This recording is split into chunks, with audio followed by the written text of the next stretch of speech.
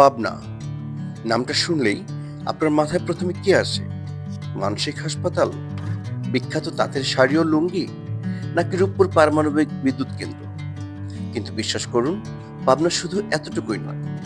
আজকের ভিডিওতে দেখাবো কিভাবে খুব সহজে পাবনা ভ্রমণে আসবেন, একদিনে কোন কোন দর্শনীয় স্থান ঘুরে দেখবেন, কোথায় থাকবেন, কি খাবেন এবং পুরো ভ্রমণে আনুমানিক কত টাকা খরচ হবে। অর্থাৎ পাবনা ভ্রমণের শুরু থেকে শেষ পর্যন্ত একটি সম্পূর্ণ ও বাস্তব অভিজ্ঞতার গাইড পাবেন এই একটি ভিডিওতেই। তাই শেষ পর্যন্ত আমাদের সঙ্গেই থাকুন। আজ আমরা ঘুরে দেখব মিনি রাশিয়া খ্যাত রূপপুর, ইতিহাসের নীরব সাক্ষী হার্ডিঞ্জ ব্রিজ, পদ্মা নদীর অপরূপ সৌন্দর্য এবং এই জেলার আরো অনেক অজানা, মনোমুগ্ধকর ও মায়াবী স্থান। চলুন শুরু করা যাক আজকের পাবনা ভ্রমণ।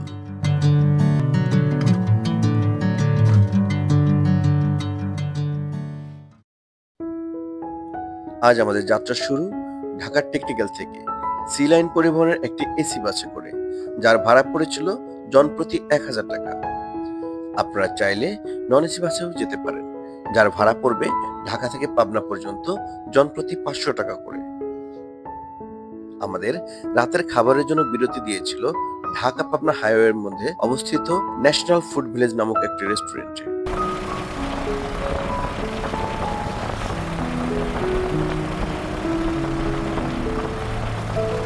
কথায় আছে, গন্তব্য নয়, যাত্রাটি আসল সুন্দর। চলুন আমরা যাত্রার আসল সৌন্দর্য, চারপাশের প্রাকৃতিক মনোরম দৃশ্য উপভোগ করতে করতে যাই।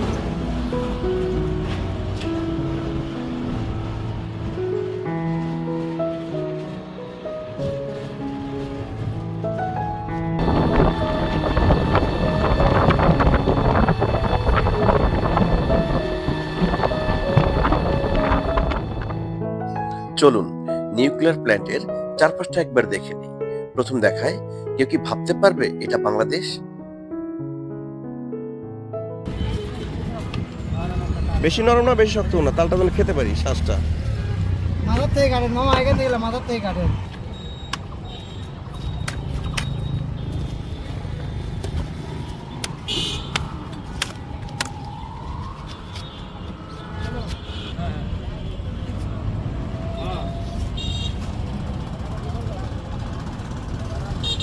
গ্রামে আসার মজা এইটা যে সবকিছু ফ্রেশ। এটা যদিও আমরা ঢাকাতে পাই, বাট আমার মনে হয় না এত ফ্রেশ পাই। খেয়ে দেখ কেমন। বিসমিল্লাহ।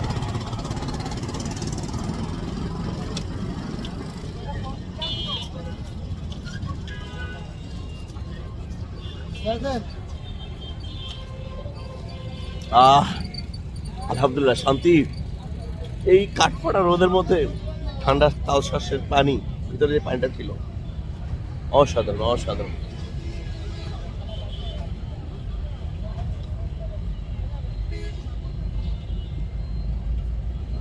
কিন্তু সমস্যা হচ্ছে উপরে একটা লেয়ার আছে, এটা ফেলে দেওয়া অনেক বড় একটা কষ্টের বিষয়। স্বাগতম এক্সপ্লোরার আরায়ের ব্র্যান্ড নিউ ভিডিওতে।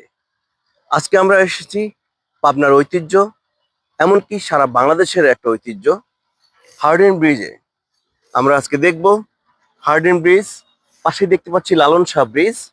আমরা এক্সপ্লোর করব, সাথে পাবনা শহরের বা পাবনার যেগুলো দেখার মতো বা যেগুলো এক্সপ্লোর করার মতো আমরা অবশ্যই করব। সাথে থাকবেন আপনারা। হার্ডিন্স ব্রিজ ১৯১০ সালে নির্মাণ শুরু করে ১৯১৫ সালের ৪ঠা মার্চ এর নির্মাণ শেষ হয়। ১১০ বছরের বেশি সময় ধরে এখনো ট্রেন চলাচলের জন্য ব্যবহৃত হচ্ছে বাংলাদেশের সবচেয়ে ঐতিহাসিক এবং প্রাচীনতম এই রেল সেতুটি।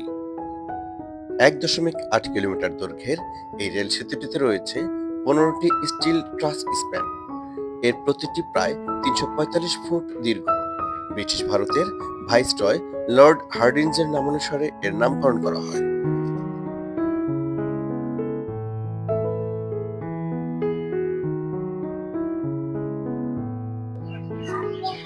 বাংলার ঐতিহ্য নৌকা বা ডিঙ্গি, যাই বলেন না কেন, আমরা এখন আছি পদ্মা নদীতে। উপরে হার্ডিন ব্রিজ, পাশে লালন শাহ ব্রিজ, আর ঠিক নদীর ওই পারেই কুষ্টিয়া।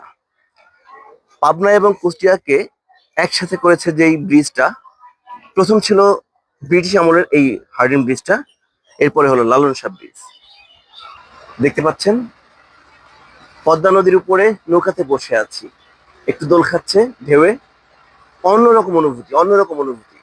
যারা এখানে আসবেন, পাবনাতে যারা এক্সপ্লোর করতে আসবেন বা পাবনাতে যারা বেড়াতে আসবেন, অবশ্যই আমি রিকমেন্ড করব একবার হলো হার্ডিন ব্রিজে, এই ব্রিজের নিচে ঘুরে যাবেন, ভালো লাগবে। পাশে দেখতে পারবেন নিউক্লিয়ার প্ল্যান্ট, গ্রিন সিটি, অনেক কিছু দেখতে পারবেন। নদীর এই পারে পাবনা, ওই পারে কুষ্টিয়া। প্রচন্ড প্রখর রোদ। দেখি এই রোদের মধ্যে যদি কুষ্টিয়ার কুলফি মালাই পাই এখানে, ট্রাই করব। আর এখানে হার্ডিন ব্রিজ নিয়ে মোটামুটি বলতে পারেন যে এক ধরনের ব্যবসায়িক কেন্দ্র গড়ে উঠেছে। আশেপাশে আমরা দেখতে পাচ্ছি অনেক কিছু মোটামুটি পাওয়া যায়।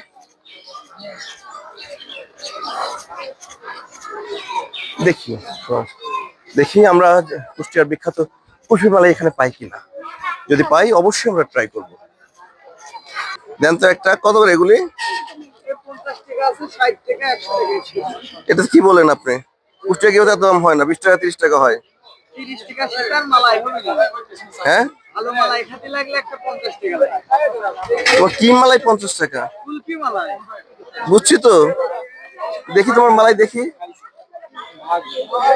50 টাকা খায় এখানে কেউ? হ্যাঁ অবশ্যই 100 টাকা খাই, 50 টাকা কোনো বিষয় না। তাই নাকি? তুমি বড় লোক মানুষ, তোমার কথা। এই গলা কেন? ও গলা খাবো না তো। বলা না, এটাই না না হালকা একটু শক্ত হয়। না, আমি এটা খাবো না, এটা খাবো না আমি। এটাও গলা, এটাও খাবো না আমি। আরে আল্লাহ, তুমি রাখো, আমি তোমারটা খাবোই না মামা। রুচি আমি ছিল, আপনাকে খাওয়াই রুচি দেব। না, রুচি নষ্ট হয়ে গেছে, তুমি জোর করে খাওয়াবা। আর খাবো না মামা, রুচি অন্য অন্য দোকান থেকে খাবো মামা, তোমার দোকানে খাবো না। দুঃখিত, এখান থেকে আসলে আমার খাওয়া হলো না। আমি দেখি অন্য কোনো কুলফি মালাই পাই কিনা দোকানদার। উনি আমাকে আসলে বাকওয়ার্স কোর্স বুঝাচ্ছে, যে দাম যদিও বেশি চাচ্ছে আমি বুঝতে পেরেছি, তবুও খেতে চাইলাম। বাট উনি আমাকে গলাটা দিয়ে বলে কুলফি মালাই এরকমই হয়। হাস্যকর। আমরা সামনে এক কুলফিওয়ালা মামাকে দেখতে পাচ্ছি, দেখি ওনাদেরটা আমি খেতে পারি কিনা।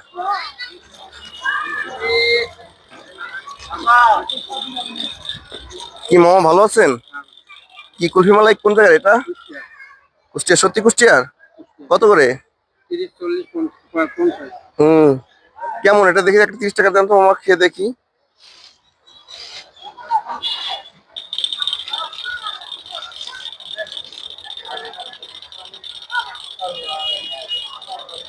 ভালো হবে তো মামা?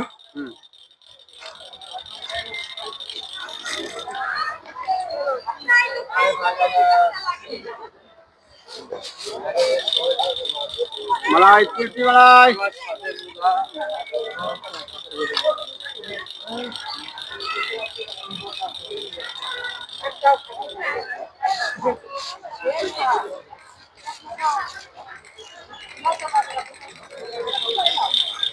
Thank you, thank you.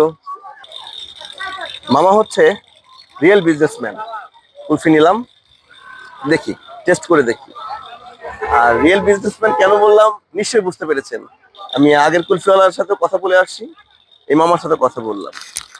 মানে মামা সত্যিকার ব্যবসায়িক আর কি। খেয়ে দেখি, আর খেয়ে বলছি কেমন লাগে। একবার ভেবে দেখুন, চারপাশে এখন প্রখর রোদ, কারণ একদম আমি মধ্য দুপুরের মধ্যে আছি এখন। আর এই প্রখর রোদ, টেম্পারেচার বোধ হয় 35, 36 হবে। তার মধ্যে যদি এমন ঠান্ডা কুলফি পাই আমরা, কেমন লাগে একটু খেয়ে দেখি। বিসমিল্লাহ। আহ, কলিজা ঠান্ডা। বিসমিল্লাহ।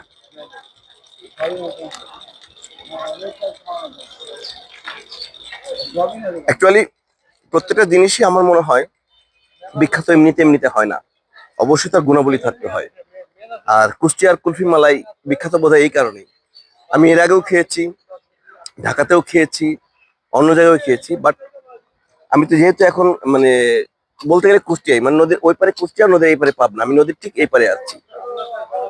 বলতে গেলে এটা কুষ্টিয়ার, বলতে গেলে না, এটা উনি কুষ্টিয়া থেকে নিয়ে আসছে, মানে বানিয়ে নিয়ে আসছে। আমি সেই অরিজিনাল কুলফি, কুষ্টিয়ার কুলফি মালাইটা খাচ্ছি। Test 10 out of 10। ছোটবেলায় এই কুলফি মালাইগুলো খেতাম এইভাবে, একটু খেয়ে দেখি ছোটবেলার মতো। আহ, মানে এখান দিয়ে যাচ্ছে একদম, জানতে জানতে যাচ্ছে যে ঠান্ডা যাচ্ছে।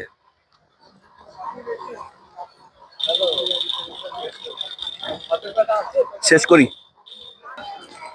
কুলফি খাওয়া শেষ। আপাতত আমরা কোথায় যাবো এখন? এখন একটু যাব এখানকার, মানে বাংলাদেশের রাশিয়া নামে খ্যাত গ্রিন সিটিতে। তো চলুন দেখি গ্রিন সিটিতে। অবশ্যই হয়তো অনেকেই দেখেছেন, আমি দেখি নতুন আঙ্গিকে কোনো কিছু দেখানো যায় কিনা। আশা করি ভালো লাগবে।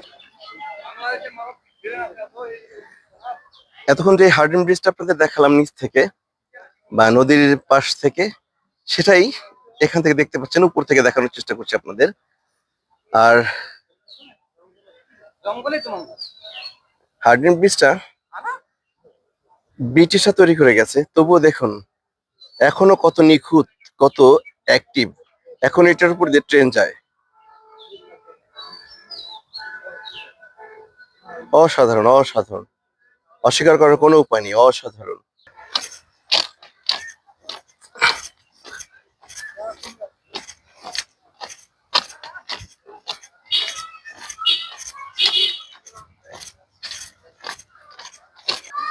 দেখুন এতটাই সিনেমাটিক। আমরা যদি এটা একটু ডার্ক করে বা মানে কি বলে সানকাটের পরে বা দেখি, ওই সময়টাতে দেখি হরর মুভির চেয়ে কোনো অংশে কম না। কতটা পুরাতন এই মানে জাংশনের এই ভবনটা আমরা দেখতে পাচ্ছি।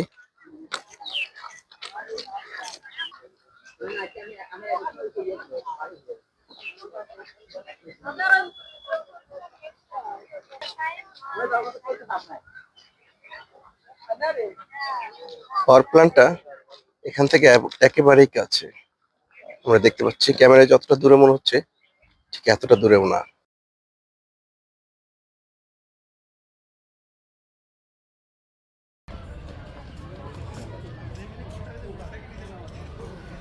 অনেক সিনেমা এবং নাটকের শুটিং হয়েছে এখানে। কি মনোরম প্রাকৃতিক পরিবেশ, অসাধারণ, অসাধারণ, আলহামদুলিল্লাহ।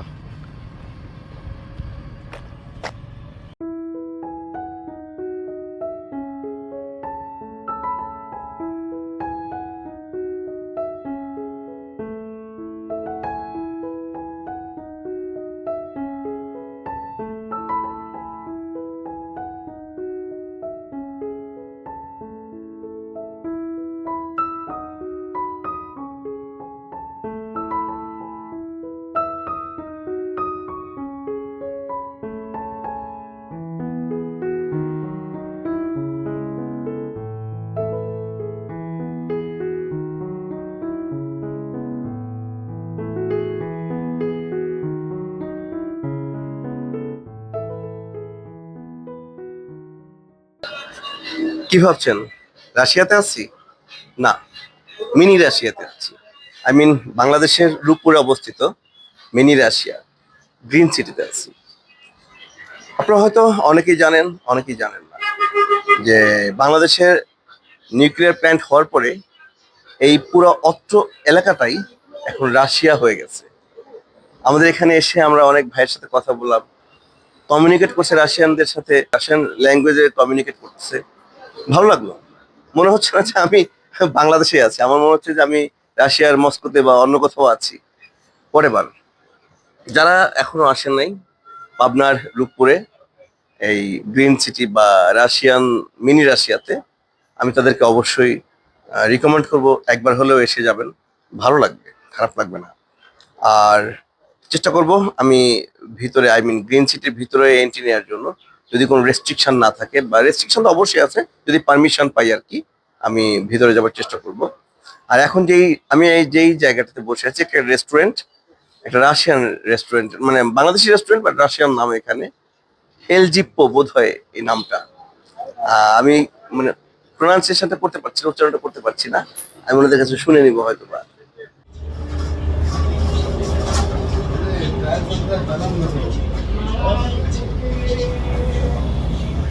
কাজ হচ্ছে না।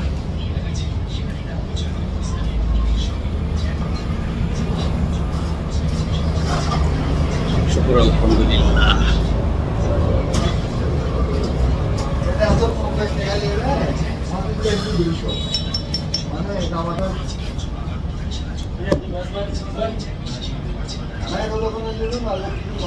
সবার জন্য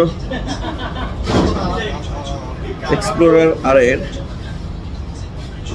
এক্সপ্লোরিং 64 এর আজকের ব্লগ এ পর্যন্তই। সবাই সাবস্ক্রাইব করবেন, লাইক করবেন, শেয়ার করবেন, করে এক্সপ্লোরার আর এর ফ্যামিলি মেম্বার হয়ে যাবেন এবং পাশেই থাকবেন। সবার জন্য শুভকামনা, ভালো থাকবেন, আল্লাহ হাফিজ।